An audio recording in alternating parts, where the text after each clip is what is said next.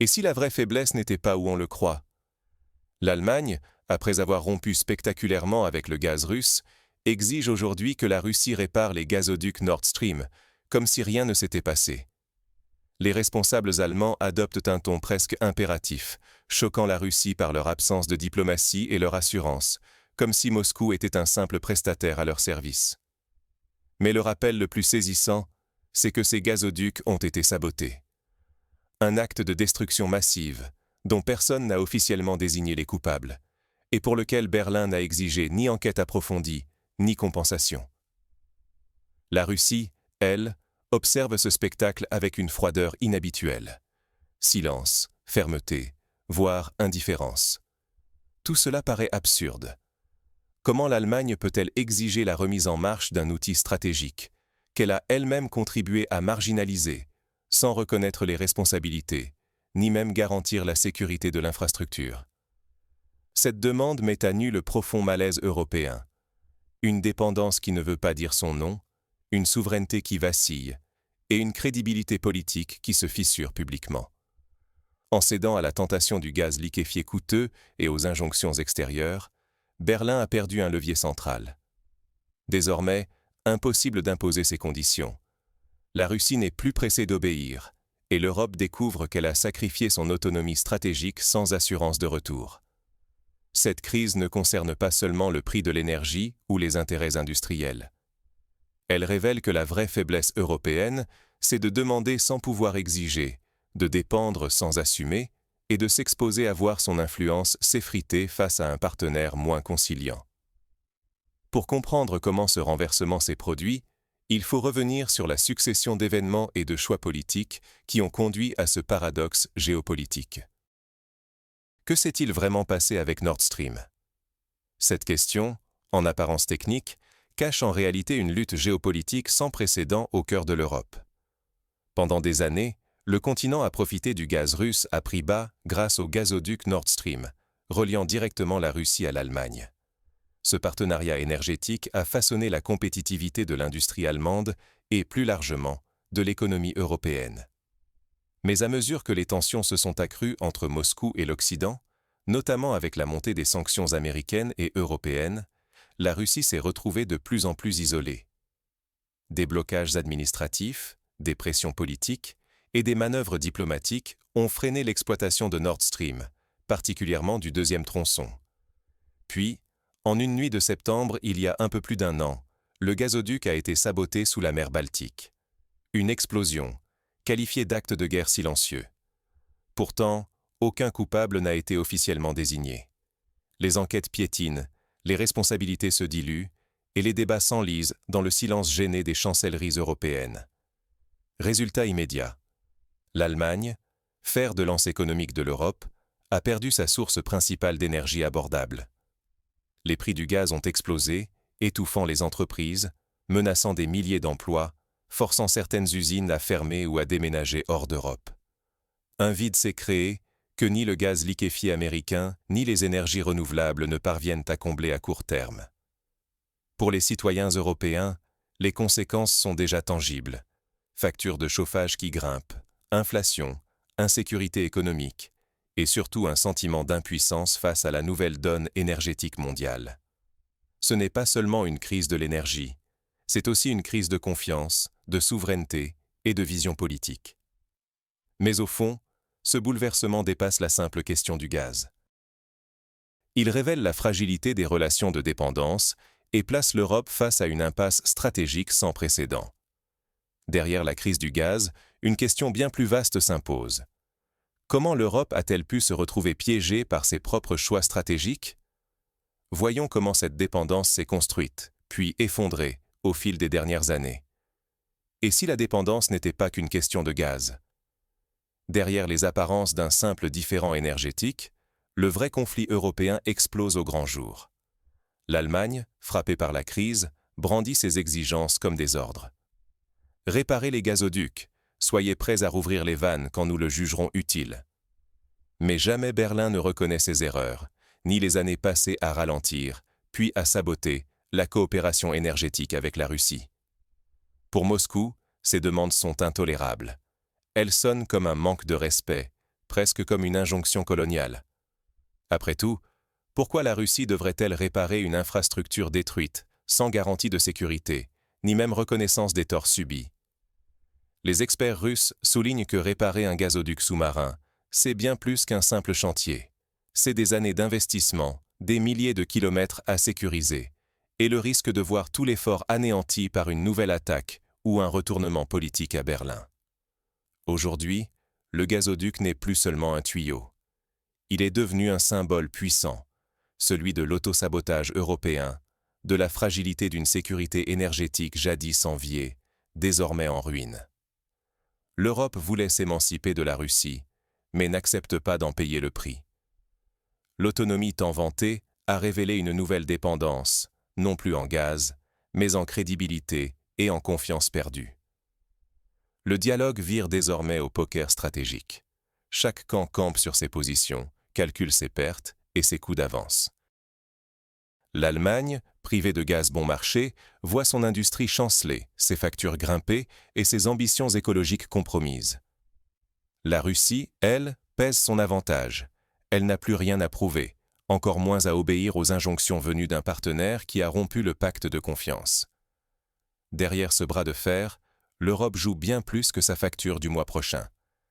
Elle risque une perte totale de confiance, un isolement international et des années de difficulté à garantir son approvisionnement. Pire encore, la reconstruction d'une autonomie stratégique prendra bien plus de temps qu'une réparation technique. Face à ce blocage, une question s'impose. Quelles options restent réellement sur la table pour l'Allemagne, l'Europe et la Russie? Et qui, au final, pourrait tirer son épingle du jeu? Quand le robinet reste fermé, que se passe-t-il vraiment? Pour l'Allemagne et plus largement pour l'Europe, le risque est monumental. Sans réouverture rapide des flux, une crise énergétique pourrait s'installer durablement, surtout lors des hivers rigoureux. Les prix de l'énergie pourraient flamber, entraînant une cascade de faillites d'entreprises et la perte de milliers d'emplois industriels, touchant directement la vie quotidienne de millions de foyers. Mais ce n'est que la partie émergée de l'iceberg. Derrière ce manque de gaz, c'est tout un équilibre stratégique qui vacille. La Russie détient désormais une carte maîtresse. Elle peut attendre que l'Europe se retrouve au pied du mur et n'offrira aucune concession sans garantie solide, qu'elle soit économique ou politique. Le temps, cette fois, joue en faveur de Moscou, qui observe les fissures se creuser au sein même des sociétés européennes. La donne a changé. Toute éventuelle reprise du dialogue ou des échanges ne dépendra plus de la diplomatie classique, mais d'un rapport de force assumé.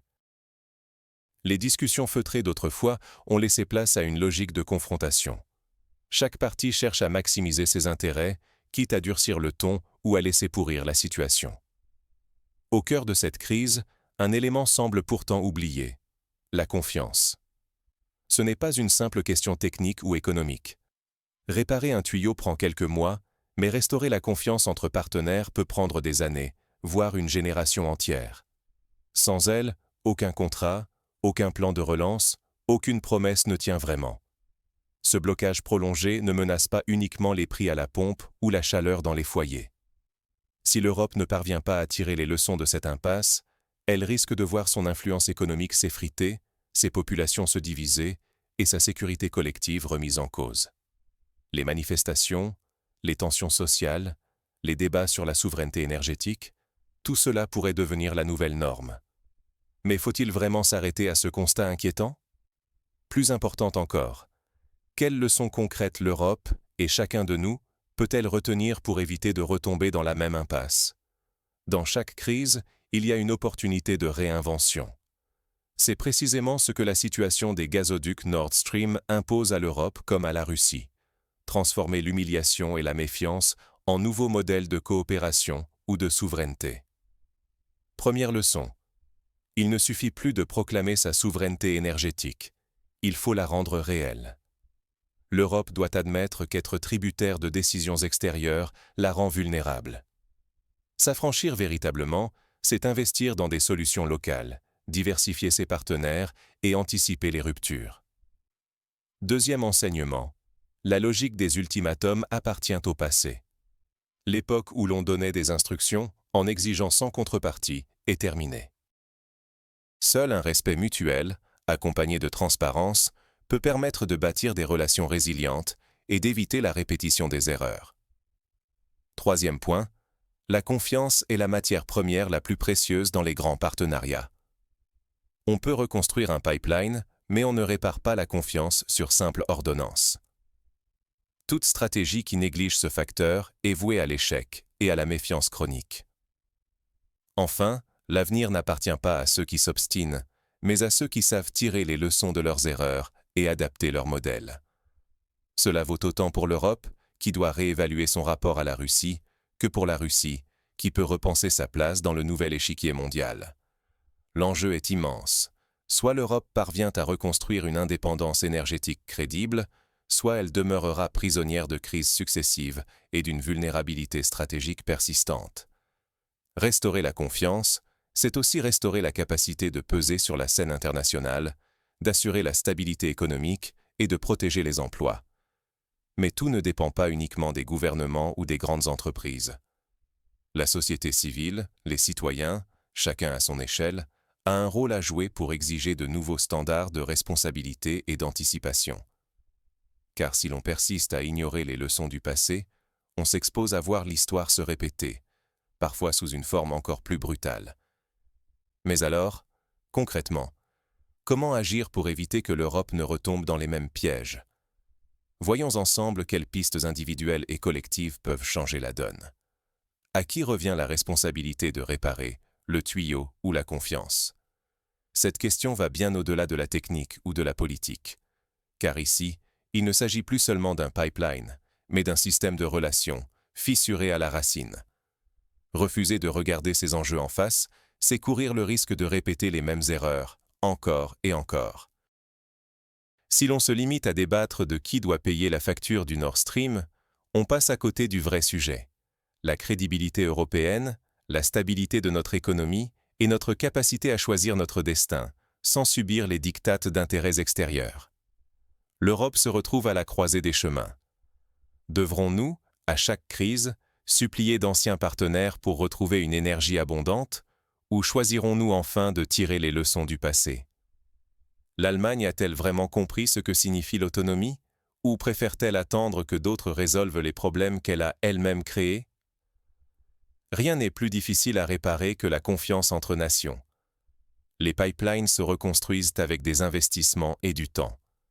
Mais pour restaurer une relation stratégique, il faut du courage, de l'honnêteté et une vraie volonté de rompre avec la logique du passé. Rappelons-nous, derrière la crise énergétique, il y a des emplois, des familles, la réputation de l'Europe tout entière.